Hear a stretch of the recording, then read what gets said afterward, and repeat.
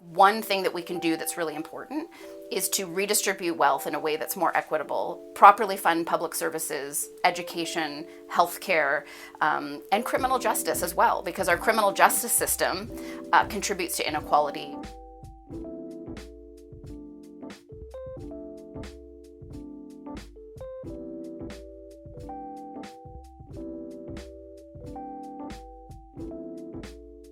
My name's Emilie Taman. I'm the NDP candidate in Ottawa-Centre. Unfortunately, Canada has a lot of work to do to have the kind of robust response to corporate crime that is really seriously needed. Canada has been criticized many times over the years by the OECD for failing to pull our weight, in particular when it comes to prosecutions under the Corruption of Foreign Officials Act, and that's the very statute under which SNC-Lavalin is charged. You know, I think there's the specific case of SNC-Lavalin has put a real spotlight on the notion that time and time again corporations get a pass. SNC-Lavalin is charged with very, very serious offenses, you know, in relation to corrupt practices abroad, but also certain executives in SNC have previously pleaded guilty to serious corruption offenses right here in Canada. This perception that corporations get a pass is a real one.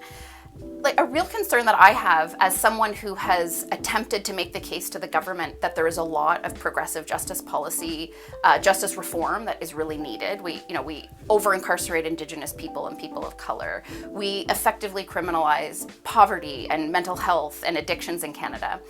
And the evidence is overwhelming, and the reforms that are needed are very well understood, and yet they're not forthcoming. At the same time, and in parallel to that, SNC-Lavalin snaps its fingers and gets a major fundamental reform to our criminal justice system tucked into an omnibus budget bill. That was really, really frustrating for those of us who've just been asking for simple things like the repeal of mandatory minimum sentences, something that we really expected that this government would be open to and that the government indicated it was willing to do. You see it kind of on the two sides, how the prosecutions roll out, the fact that often certain corporations don't even get charged at all or get these backroom deals. But then also, on the other hand, this being a real symptom of the power that a lot of corporate lobbyists have in influencing the policy directions of the government.